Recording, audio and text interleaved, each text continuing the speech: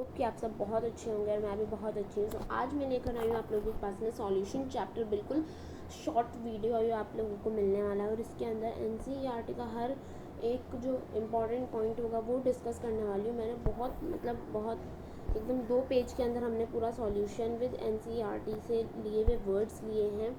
सो चलो स्टार्ट करते हैं। सबसे पहले है हमारे पास में कॉन्सेंट्रेशन टर्म्स। सो कॉन्सेंट्रेशन टर्म्स में फर्स्ट है हमारे पास में मोलालिटी। मोलालिटी आपकी होती है number of moles of solute bye weight of solvent. क्या होती है? Number of moles of solute bye weight of solvent. अब आप लोगों को नंबर ऑफ मोल्स निकालने आते ही है। Number of moles of N equal to में मास ऑफ एटम और मॉलिक्यूल और molecular weight of that element. तो आप ऐसे निकाल लोगे number of moles by weight of solvent, आपको क्वेश्चन में गिवन होगा, दैट से आप मोलारिटी निकाल सकते हो। देन सेकंड है आप लोगों के पास में मोलारिटी। तो मोलारिटी होती है number of moles of solute by volume of solution.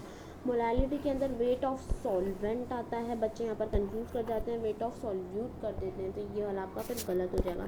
तो वेट ऑफ सॉल्वेंट याद रखना। और मोलारिटी के अंदर number of moles of solute तो सेम है, बट वॉल्यूम ऑफ सॉल्यूशन आपको लीटर में लेना है, एमएल में दिया हुआ रहता है क्वेश्चन में, उसको चेंज करना भूल जाते हैं तो गलत हो जाता है।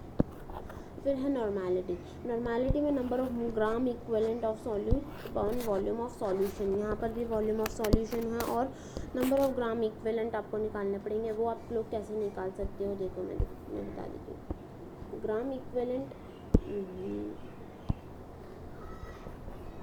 इक्विवेलेंट आप लोग कैसे निकालते हो?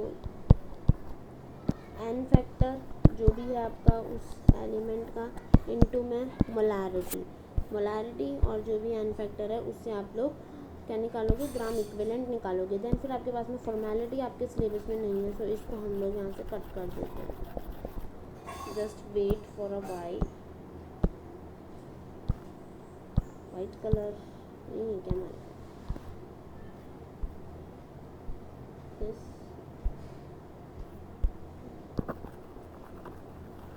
फॉर्मेलिटी को हमारे सिलेबस में नहीं है तो हम नहीं पढ़ेंगे, ठीक है। फिर हमारे पास में क्या दे रखी है बच्चों? फिर हमारे पास में दे रखी है ppm। आप लोग अच्छे से जानते हो, मोल फ्रैक्शन इंटू में 10⁻⁶, मास फ्रैक्शन इंटू में 10⁻⁶। अब इसके न्यूमेरिकल आप लोगों ने some basic concept of chemistry में खूब भर के बनाए, तो वो हम लोग इस वीडियो के अंदर नहीं करेंगे। हम इसमें शॉर्ट नोट से पढ़ रहे हैं तो हम वही कवर कर रहे हैं। फिर हमारे पास में आता है second topic, that is your Henry's law. Henry's law के बारे में एनसीईआरटी का क्या कहना है कि जब पार्शियल प्रेशर सॉल्युबिलिटी से डायरेक्टली प्रोपोर्शनल रिलेशन रखता है तो हमें क्या मिलता है? हेनरीज लॉ मिलता है। तो the solution of a gas in a liquid is governed by Henry's law, according to which at a given temperature the solubility of a gas in a liquid is directly proportional to partial pressure of the gas. मतलब gas का जो partial pressure है उसके और उसकी solubility से आपका क्या करता है? डायरेक्टली प्रोपोर्शनल आपका रिलेशन रहता है, तो वो होता है आपका हेनरीज लॉ। और फिर आपका देखो ये वाला है ना, कलर चेंज करने को।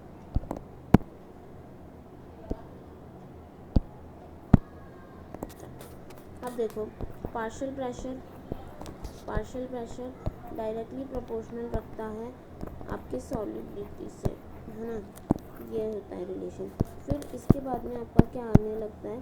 जब आप प्रोपोर्शनलिटी साइन हटाते हैं तो आपका KH एक कांस्टेंट आता है, तो आपका ये फॉर्मूला बन जाता है हेनरीज लॉ का, ठीक है।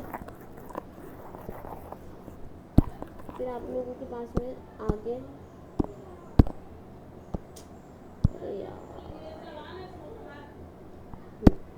फिर ये क्लॉसियस-कैप्रियन इक्वेशन है, जो कि आप लोग देखो log P2/P1। वैसे हम लोग ये पहले पढ़ चुके हैं, ये वाली इक्वेशन कौन से चैप्टर में पढ़ी है? इक्विलिब्रियम में पढ़ी है। तो delta H vapour by 2.303 R और 1/T1 माइनस T2, ठीक है। फिर आगे हमारे पास में वेयर P1 P2 आप लोगों को पता है, ये pressure vapour pressure of liquid है। फिर आता है main important, that's a routes law. तो राउट्स लॉ क्या होता है गाइस? राउट्स लॉ आपका होता है फॉर्मूला ये रहा, जो कि मेन है, P टोटल इक्वल टू में P0A XA plus P0B XB। P naught ए एक्स आपका वेपर प्रेशर है, किसका? सॉल्यूट का वेपर प्रेशर है। क्या है? सॉल्यूट का वेपर प्रेशर है आपका, और पी टोटल आपका पूरा वेपर प्रेशर है, ठीक है। फिर उसके बाद में हमारे पास में कॉलिगेटिव प्रॉपर्टीज़ आती है, जो कि काफ़ी ही ज़्यादा इम्पॉर्टेंट है, तो वो हम लोगों को देखनी है। चलो, these are the properties of solution which depends on the number of solute particles and independent of their chemical identity। solute particles पर तो डिपेंड कर रहा है, बट उनकी केमिकल एक्टिविटीज़ पर इंडिपेंडेंट है।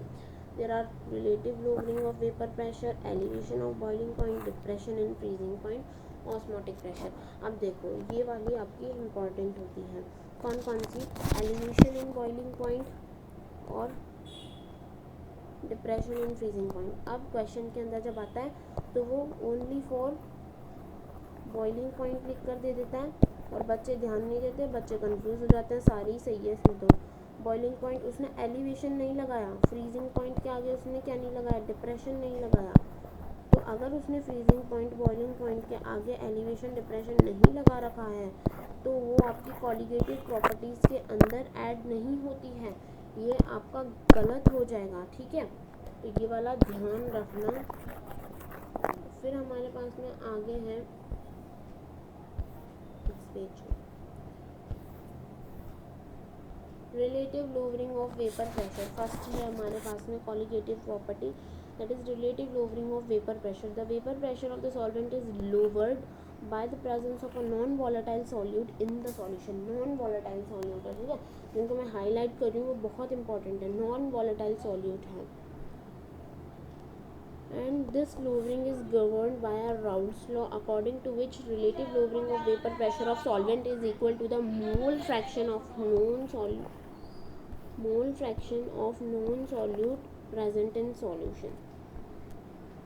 Mole fraction of non volatile solute आपका directly proportional है प्रेशर ऑफ सॉल्वेंट के, ठीक है। प्रेशर ऑफ सॉल्वेंट के mole fraction of non solute directly proportional है। फिर आपका ये इम्पॉर्टेंट सा फॉर्मूला है, ठीक है। P naught A minus P S by P naught A equal to में एक्स भी यहाँ पर मोल ऑफ फ्रैक्शन है, और पी आपका प्रेशर को डिनोट कर रहा है, ये तो आप लोगों को अच्छे से पता ही है। फिर एलिवेशन इन बॉइलिंग पॉइंट की बारी आ जाती है। तो एलिवेशन इन बॉइलिंग पॉइंट आप लोगों के पास में क्या होता है? इसका formula delta T B equal to में के बी इंटू में एम। एम यहाँ पर आपकी मोलैरिटी है, नॉट अ मोलैरिटी। कभी कभी क्वेश्चन में मोलैरिटी दे दी होती है और आप लोग उसे डायरेक्ट सॉल्व कर आ जाते हो। मोलैरिटी की वैल्यू आप मोलैरिटी में रख कर और फिर डायरेक्ट फॉर्मूले से सॉल्व कर देते हो। आपका वो ऑप्शन में भी मिल जाता है, बट वो आपका नेगेटिव करा जाता है। तो मोलैरिटी ध्यान से देख लेनी है। फिर उसके बाद में हमारे पास में क्या, ये वाले रिलेशन आपके जो आए हैं ये आप लोगों को इसी से बना कर दिए हैं, मतलब मोलैरिटी को आप लोगों ने पूरे फॉर्म में लिखा है, तब आपका ये आया है, ठीक है। फिर डिप्रेशन इन फ्रीजिंग पॉइंट की बारी आती है। तो जैसे boiling elevation in boiling point के अंदर है, वैसे ही डिप्रेशन इन फ्रीजिंग पॉइंट के अंदर के लिए फॉर्मूला होता है दिस वन। एंड ये वाला भी आप लोग यहाँ से इसको हटा सकते हो, ये आपके कोई काम का नहीं है। ऊपर वाले को भी आप लोग हटा सकते हो, क्योंकि ये अभी आपके सिलेबस में नहीं है। बट अगर आप इस वाले फॉर्मूले को अगर आप ज़्यादा सॉल्व करते हो आगे, तो आपका ये वाला रिलेशन निकल कर आ जाता है। बट अभी चलिए आप लोग इसे हटा सकते हो। फिर हमारे पास में फोर्थ कॉलिगेटिव प्रॉपर्टी आती है, that was osmotic pressure. Osmotic pressure का फॉर्मूला होता है पाई इक्वल टू में C R T. Pi equal to में C R T, where C is concentration of term, R is Rydberg constant and T is temperature, and pi आपका osmotic pressure बता रहा है। Isotonic solution के लिए पाई one equal to में pi T, तो सी one concentration equal to में सी to concentration. फिर हम लोगों के पास में आती है van't Hoff factor. Van't Hoff factor किसे बोलते हैं? It is the extent to which a solute is dissociated और एसोसिएटेड। सॉल्यूट अगर डिसोसिएट हो रहा है और एसोसिएट हो रहा है तो उसकी वैल्यू कौन बताएगा? वॉन्ट ऑफ फैक्टर, जिसको हम आई से डिनोट करते हैं। This can be defined as the ratio of colligative property. जो हमारे पास में कॉलिगेटिव प्रॉपर्टी है, इनकी रेशियो से हम लोग वॉन्ट ऑफ फैक्टर की वैल्यू निकाल सकते हैं। तो ये एग्जाम्पल भी यहाँ पर जाकर के बहुत इम्पॉर्टेंट हो जाता है। सेकेंड, ये वाला एग्जाम्पल फॉर्मूला डायरेक्ट क्वेश्चन पूछ लेता है। want of factor equal to में experimental colligative property by calculated colligative property. Experimental की जगह ऑब्जर्व्ड कॉलिगेटिव प्रॉपर्टी भी बोल सकता है, या फिर नॉर्मल की जगह कैलकुलेटेड की जगह आपका नॉर्मल कॉलिगेटिव प्रॉपर्टी भी बोल सकता है। आई आपकी theoretical molar mass by observed molar mass होगा। तो ये वाले दो फॉर्मूले आप लोग 9 स्टार इस पर ठोक लो, क्योंकि बहुत इंपॉर्टेंट है और सवाल पूछ लेता है। फिर हमारे पास में solutes which dissociate in solution exhibit the molar mass lower than the actual molar mass which associate show higher molar mass। अब देखो यहाँ पर क्या बोला है कि हमारा सॉल्यूशन के अंदर सॉल्यूट डिसोसिएट हुआ या एसोसिएट हुआ, ठीक है। अगर वो डिसोसिएट हुआ तो जो एक्चुअल जो मोलर मास होगा, जो हमारा एक्चुअल मोलर मास था हमने अभी ऑब्जर्व करा, और जो हमारा एक्सपेरिमेंट में जो एक्चुअल मोलर मास था अगर डिसोसिएट हुआ है सॉल्यूट, तो हमारा जो मोलर मास है जो हमने ऑब्जर्व किया है वो कम आएगा एक्चुअल मोलर मास से। और अगर एसोसिएशन शो हो रहा है सॉल्यूशन के अंदर, एसोसिएशन हो रहा है सॉल्यूट जाकर, तो हमारा जो ऑब्जर्व्ड मोलर मास होगा वो ज़्यादा होगा किससे, एक्चुअल मोलर मास से। फॉर एन एग्जांपल हमने लिया कैल्शियम का मोलर मास होता है एक्चुअल 40.078, ठीक है। अगर हमने सॉल्यूशन के अंदर सॉल्यूट डाला, ठीक है, और वो सॉल्यूट जाकर डिसोसिएट हो गया, अगर वो जाकर डिसोसिएट हो गया है तो क्या हमें क्या दिखेगा,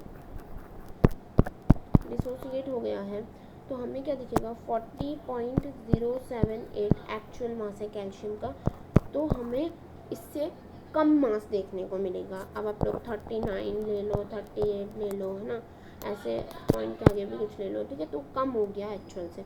और अगर सॉल्यूशन में एसोसिएशन हो रहा है जाकर सॉल्यूट का, तो आपका 41 मिल जाएगा आपको, या फिर है ना 42 मिल जाएगा, ऐसे आपको कुछ ना कुछ देखने को मिल जाएगा। फिर हमारे पास में आगे आता है ये वाला फॉर्मूला, आप लोगों को पता ही है, यहाँ पर number of moles of solute.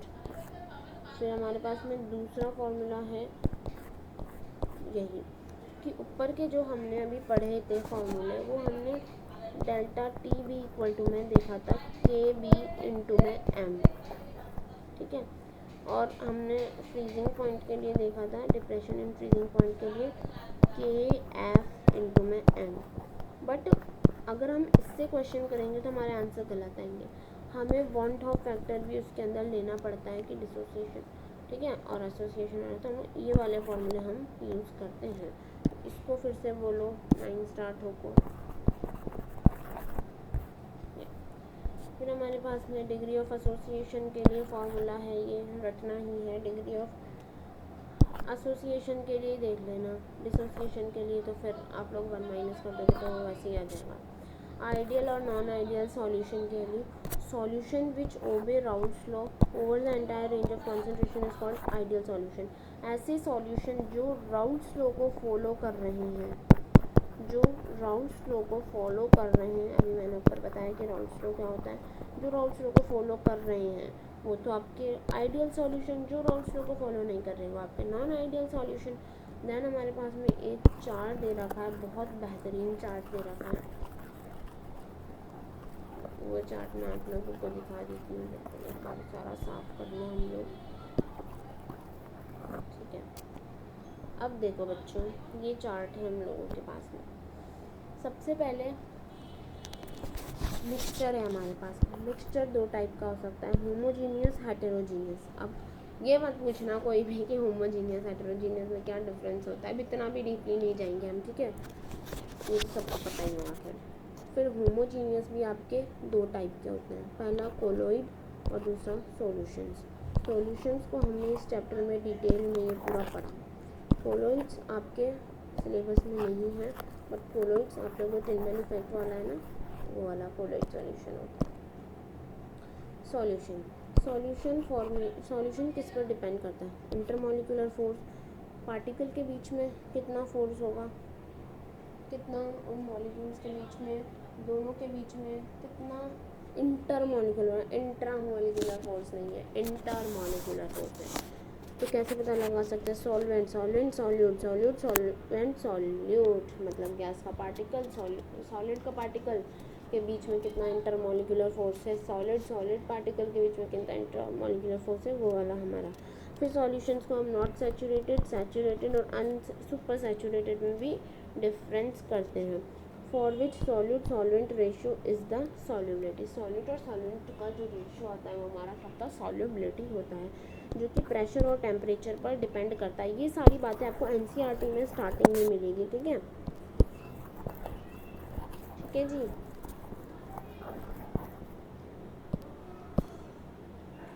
Solubility which depends on pressure and temperature पर डिपेंड करता है। अब प्रेशर के टर्म्स में हेनरीज लॉ को डिफाइन किया, टेम्परेचर के टर्म्स में कॉलिगेटिव प्रॉपर्टीज़ को डिफाइन किया हम लोगों ने, और कॉलिगेटिव प्रॉपर्टीज सॉल्यूशन को डिफाइन करती है कि सॉल्यूशन में एसोसिएशन हो रहा है या फिर डिसोसिएशन हो रहा है। तो अब आपका solute solvent solute solute solvent solute आपका हीट ऑफ मतलब डेल्टा एच की वैल्यू भी बताता है और डेल्टा एस की वैल्यू भी बताता है। ये हमने थर्मोडाइनमिक्स में अच्छे से पढ़ा है कि ठीक है, एंट्रोपी और एंथैल्पी के बारे में, तो आप लोग वहाँ पर जाकर इसको देखो, मैं यहाँ पर डिस्कस नहीं करूँगी क्योंकि बहुत लंबा टॉपिक है।